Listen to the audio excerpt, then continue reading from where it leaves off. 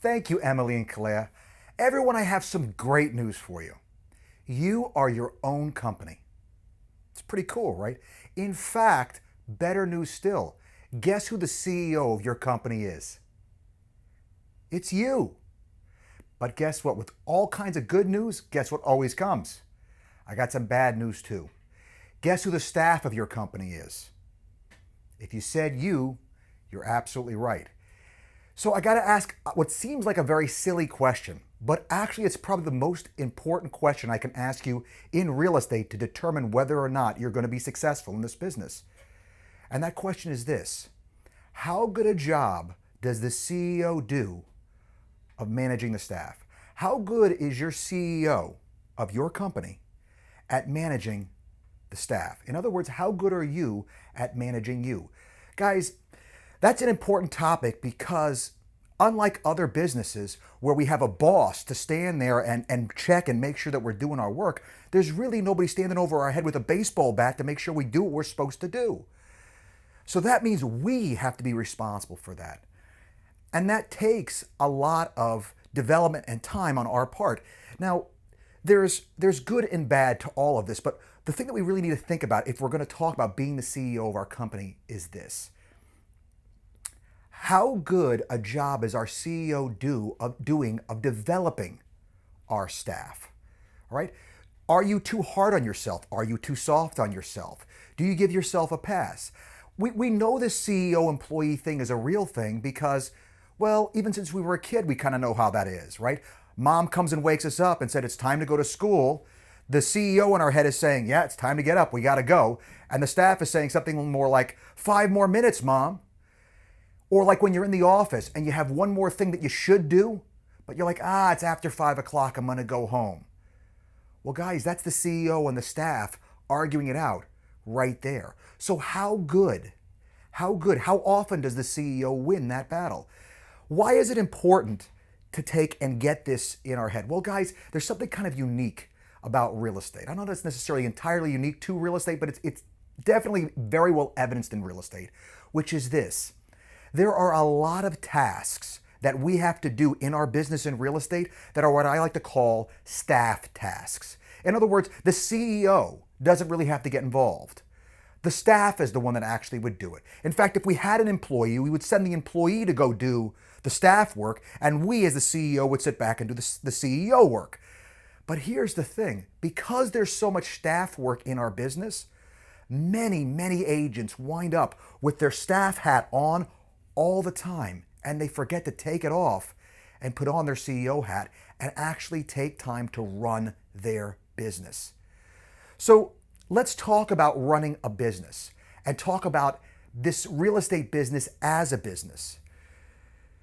If you're an employee, if you're the staff in your company, what does the staff work for? What is the staff concerned about? What do the employees of a business think about? Why are they working?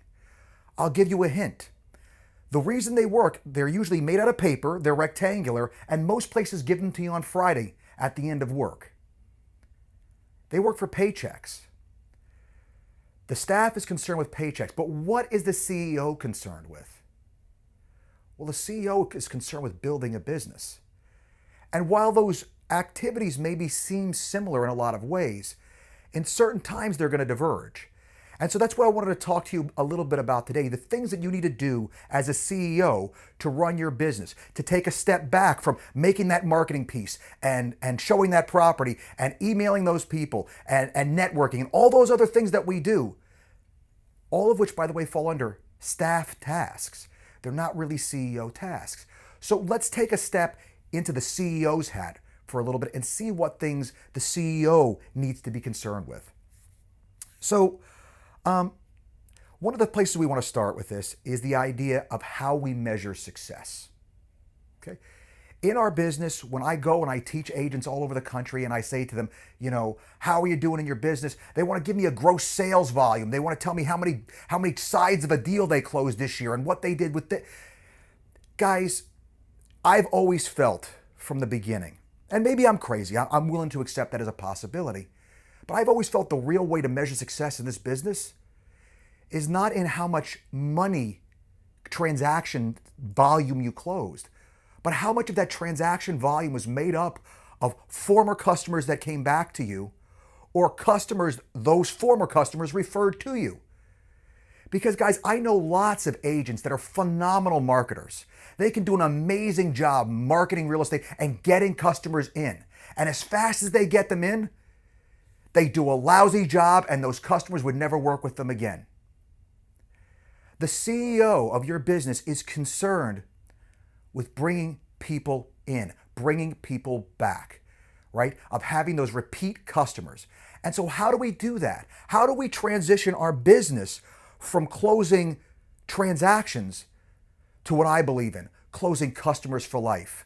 If that customer won't do every single real estate deal they ever do from that point on with you, your job wasn't done well enough. You need to do better.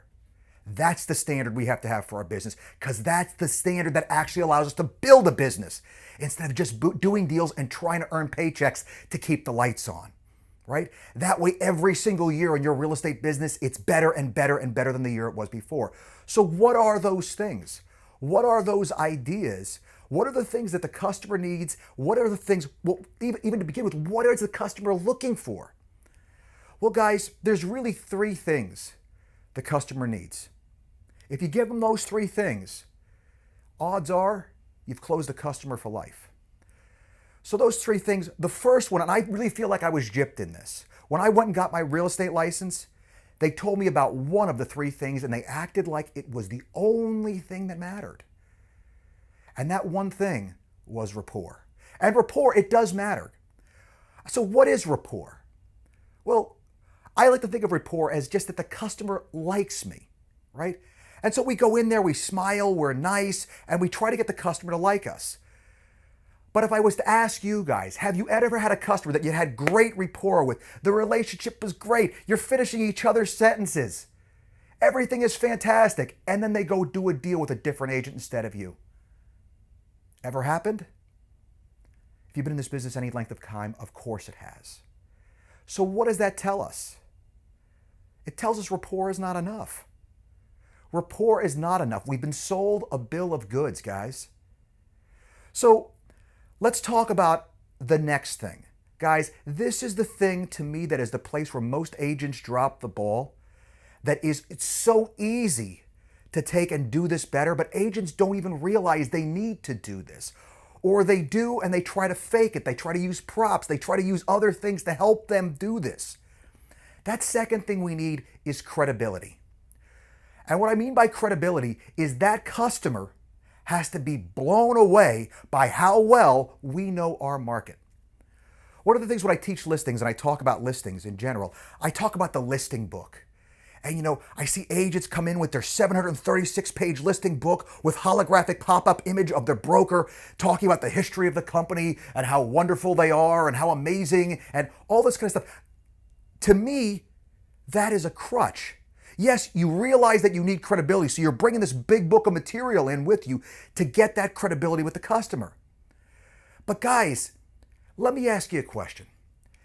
Have you ever been out with someone, a friend, a date, whatever, and all the person does is brag about themselves? How do you feel about that experience? It's not pleasant, right?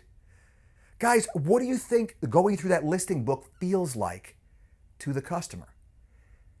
As they look at your customer bill of rights and your letters of recommendation and how great your company is and and then this massive CMA, right?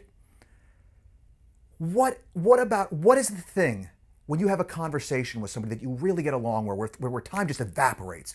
What are those conversations like? What's the difference between that conversation where people are doing nothing but bragging about themselves and the conversation where just the time disappears? What is the difference? Well, if you look at it, what the difference is you're talking about something that both parties are interested in. That's what makes the time evaporate. That's what builds that good connection. Again, for rapport. But at the same time, you're doing the most important thing. You're making the case to the customer that there is one real estate professional in the room, and it's not the customer, it's you. The easiest way, guys, to get customers on your side is to have that great real estate conversation, that great conversation about the market, because here is a very surprising piece of data. Customers that are planning to put their property on the real estate market or planning to enter the real estate market to buy a property, if there's one topic they all happen to be interested in, it's the real estate market. So if you can speak intelligently about your market, well, all of a sudden, you have a great conversation, building tremendous rapport, and you know what?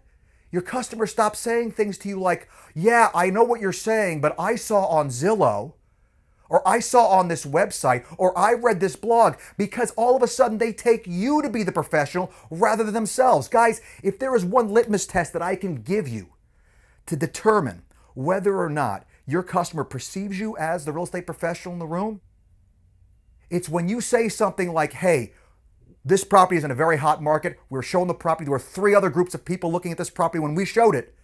We need to put an offer for full price on this property today or it will be gone. If your customer says something to you like, well, you know, I saw on this website you should offer 20% less than asking price, you have not won the negotiation for credibility. Because guys, that's really what it is. Understand this, the very first negotiation that occurs in real estate for you with your customer is the negotiation for credibility. So we need to win that negotiation, because when we do and we go into that house and there's 3 other groups of people looking at that house and we say we need to put on offer full price today, they say something like, where do I sign? Do you need to come back to your office? There's one more component to this that's even more important, I suppose. But one thing I want to take it and hit on with that credibility thing, guys, if you're going for credibility, the place to start is with your education. You need to know what you're talking about. I'm sure they let you guys know that I have all kinds of real estate designations, CCIM and all of them, right? I got almost all of those in the first 2 years I was in the business because I wanted to be that resource for customers. I wanted to know my stuff and give customers value every single time I talked to them. I wanted to explain to them what they were doing and how to do it in the best possible way for them. And so let's get to that third thing now, because that third thing is probably the most important. That third thing is trust. Guys, we have a perception crisis in real estate. People in the world, in this country, perceive realtors as slightly better than used car salesmen and worse than attorneys. So what do you think that means as far as their trust goes? They think we're about one thing and one thing only: commission. Now, I have a hope that those of you that are watching that are bothered by that, because you run your business for different reasons. You try to run a great real estate business and do good things for people, period. Whether it makes you more money or less money, you try to give people the right advice every time. But guys, if you're not actively fighting, waging a campaign with your customer to let them know that you run your business a different way, they're going to perceive you as slightly better than used car salesman, worse than an attorney. We have to win that trust battle. And so to win that trust battle is not the easiest thing. It's of the 3 things, the big 3 things, it's the hardest. But that comes, the way you win that battle, I'll give you a couple of like real world examples of how I've seen it done well and how I've done it in the past. I had a customer call me up the other day and said to me, hey, look, my mom isn't doing well. We may have to sell that investment property you got for us 7 years ago. The first thing I suggested to them, have you thought about refinancing? Now, guys, if he refinances that property, the gentleman that called me, I make nothing. Nothing. But I put forth to you the reason that I suggested that is the exact same reason why he's calling me 7 years after he did that deal with me. He knows that I'm the one agent he knows that will tell him the truth.